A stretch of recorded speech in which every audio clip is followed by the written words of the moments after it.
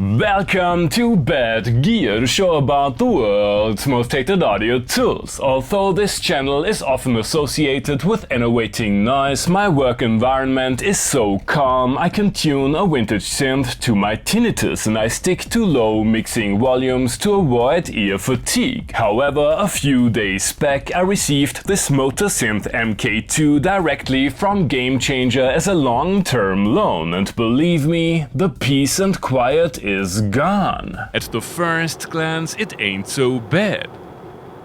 Okay, that was just the fan noise. Not great, not terrible.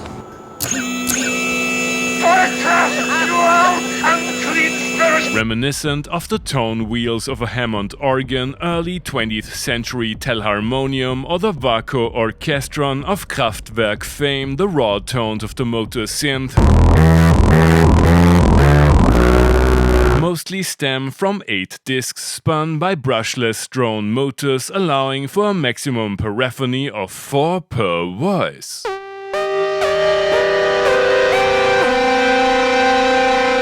Yes, the patterns on the top side of the discs look groovy, especially when employing pitch modulation. But it's the underside of the discs where all the magic happens, while the more conventional waveforms are generated by an optocoupler interpreting patterns printed on the spinning discs. There's also one electromagnetic pickup for every motor, providing an additional wave shape called M. There's another 4-voice oscillator which is not only firing the debate on whether DCOs are analog, but also offers noise, wave folding, and heart sync. The 2 main voices hit an analog multimode filter each, with the option of taming the M oscillators with a tilt EQ beforehand and a digital filter section for the DCO.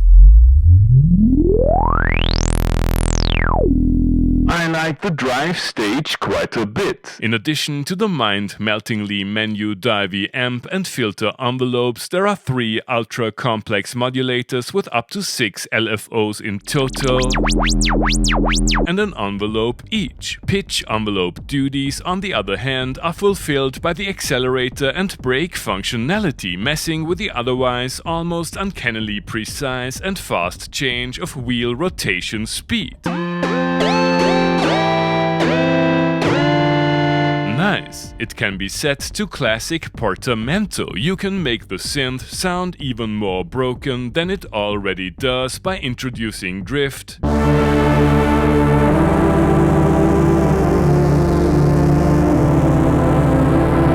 detune, and cross-modulation.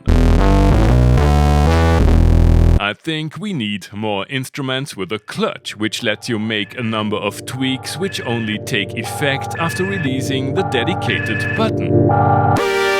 As we are already deep in performance features territory, the keypad is probably a little under-spec'd, but comes in handy for triggering drones,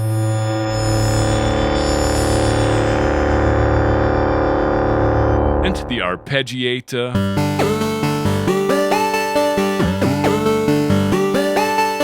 There's a built-in sequencer with all the amenities we have grown to expect from modern gear like ratchets,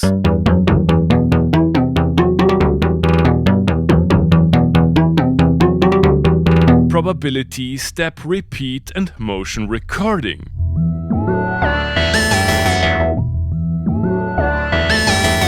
Pattern length is limited to 16 steps though, but there's pattern chaining and I've yet to figure out the cue functionality. You will have to use the shift-like Alt key more often than you want, but it leads you to the input section that lets you send external mono signals through the machine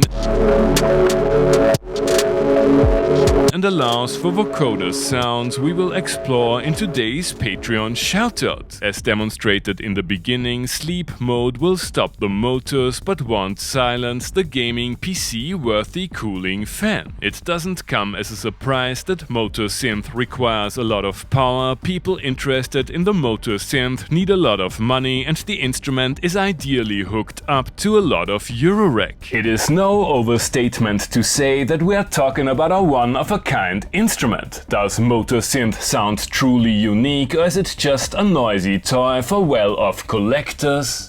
You have already heard Motor Synth in today's intro tune. That sounds a little angry. Let's put on the closed back headphones, take a Tylenol against the noise-induced headache, and see if we can do some sound design in this thick haze of motor noise.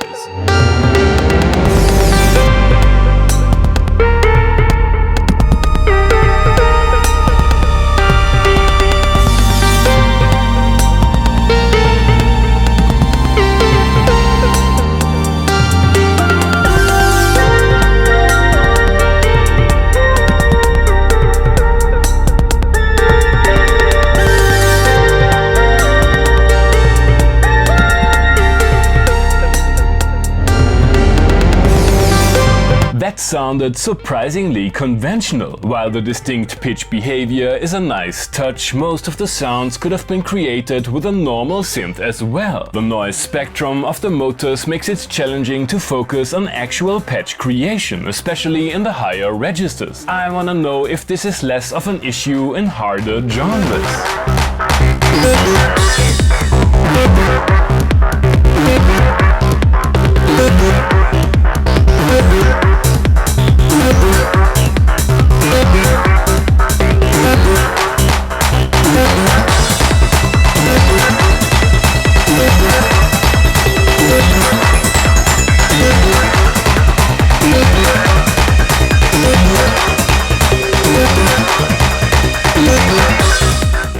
Heavy drums and higher sound pressure levels made me almost forget about the noise, and we are reaching tonal territory worthy of an instrument called Motor Synth. Although the factory presets are more on the experimental side, there's a wide palette of elegant and cinematic tones once you take a deep dive into the synth engine. Time to find out if we can make it sound as expensive as it is. In drone motors are nice, but I think the next logical step would be the first fossil fuel driven synth, gas guzzling driftwave.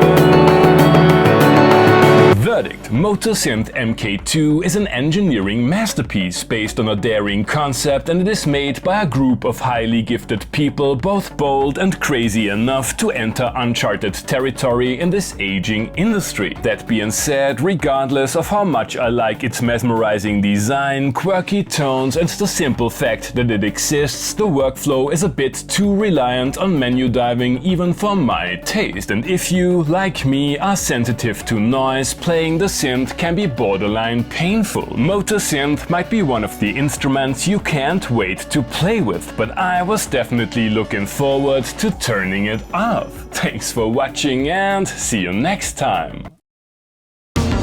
Hey guys, I hope you enjoyed the episode. Feel free to like, subscribe, become a patron, and use one of the links down below that support the channel regardless of what your bad gear gas commands you to buy. Thanks to all my patrons for supporting the channel, and welcome to the monthly Vocoder shoutouts. Be prepared to watch me struggle with 3 things: A. Sick overtones, B. Intelligibility, and 3. The infernal noise of the motors. Tier 4.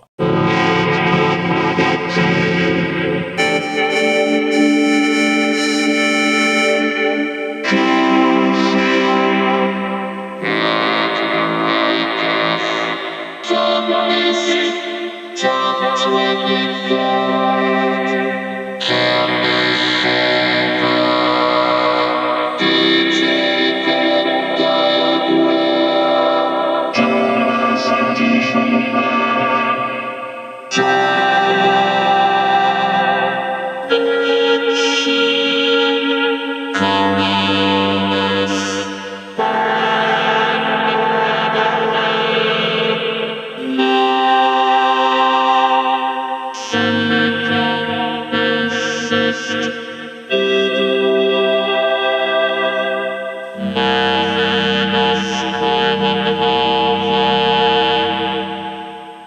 Gear 6.